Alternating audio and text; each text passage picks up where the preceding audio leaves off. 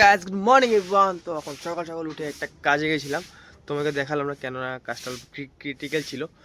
তো যাই সকাল ফার্স্ট ব্রেকফাস্টটা করি আর বেরিয়ে যায় আমার কাজে। ডেলি যেটা কাজ থাকে আমার সেটাই। আর কালকে হতে খেলাধুলাটা হলো না কেননা বৃষ্টি প্রচুর পড়ছে কদিন ধরে। তো যাই ফটোট কাজে গিয়ে, কেননা জলদি না গেলে আবার বৃষ্টিটা তো ওয়েদারটা বলা যায় না কখন কী হয়ে যায় না হয়ে যায় নাকি। চাবি নিয়ে বের হয়ে গেলাম পেট্রোল পাম্প, এসে তেল ভরলাম, গাড়ির পাম্প চেক করলাম। লোকের একটা বন্ধুর গাড়ির টায়ারে কি পিন ঢুকলো, কপাল খারাপ থাকলে যা হয় আর কি, মানে